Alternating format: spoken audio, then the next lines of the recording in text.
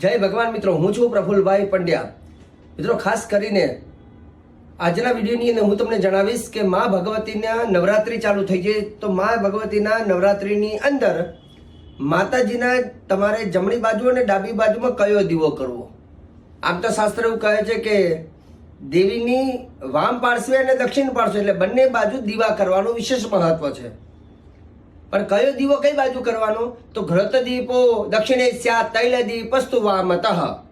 શાસ્ત્ર એવું કહે છે કે માતાજીના ડાબા હાથ તરફ તમારે તેલનો દીવો કરવો અને માતાજીના જમણા હાથ તરફ ઘીનો દીવો કરવો.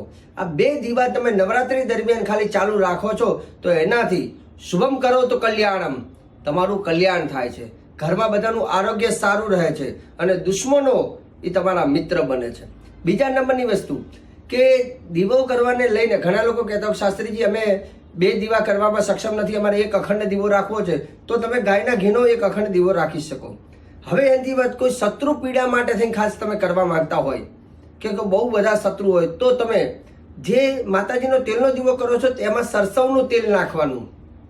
અને જો લક્ષ્મી પ્રાપ્તિ માટે કરવી હોય તો તલનો તેલનો ઉપયોગ કરવાનો.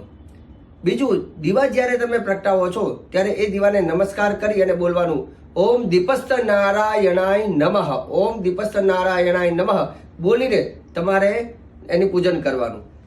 દીવાની વાટને લઈને ઘણા લોકો પ્રશ્ન કરે શાસ્ત્રી દીવાની વાટ આરામ થઈ જાય તો શું? બને ત્યાં સુધી દીવો પ્રગટાવી અને અખંડ દીવો રાખવાનો પ્રયત્ન કરો, એનું ધ્યાન રાખવું પડશે.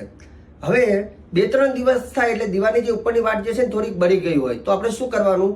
તમારે અખંડ દીવો હોય તો એક નાનકડો બીજા કોડિયામાં બીજી ડિબેટ મૂકવાની અને એ દીવામાંથી એ દીવાને પ્રજ્વલિત કરવાનો.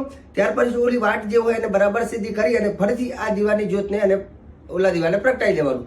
આ રીતે તમે અખંડ દીવો રાખી શકો છો. વિડીયો સારો લાગે તો વિડીયોને લાઈક કરો, ફોલો કરો અને વિડીયોને શેર કરો. જય ભગવાન.